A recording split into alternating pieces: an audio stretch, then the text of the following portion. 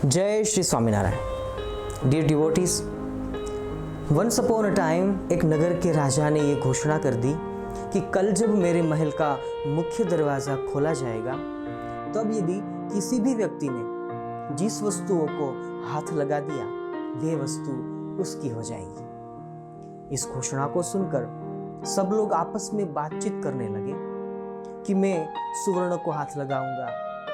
कुछ ने कहा मैं जेवरात को हाथ लगाऊंगा।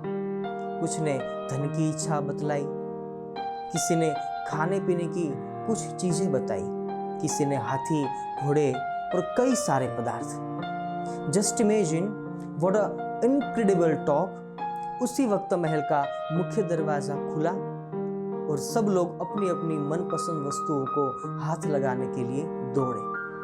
सबको बस इस बात की जल्दी थी कि पहले मैं अपनी मनपसंद वस्तु को हाथ लगा दूं ताकि वह वस्तु हमेशा के लिए मेरी हो जाए। और तो और सबके मन में यह डर भी था।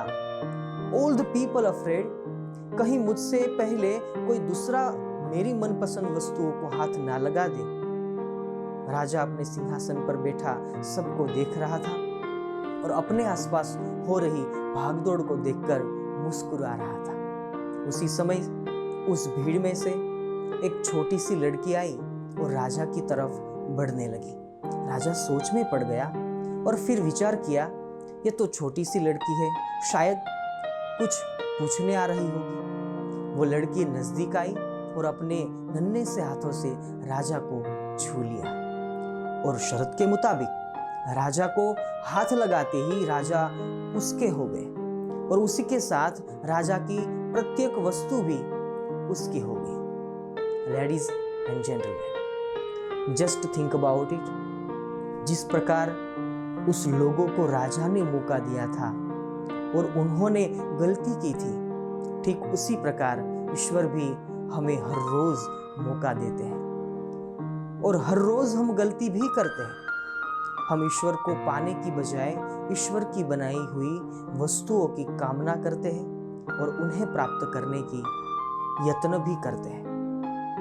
पर सोचने और समझने की बात तो वह है कि यदि ईश्वर हमारे हो गए तो सब हमारा हो जाएगा।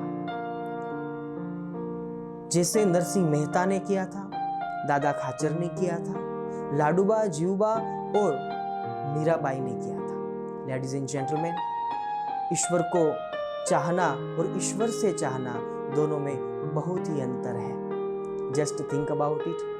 जय श्री स्वामीनारायण, जय सिया राम।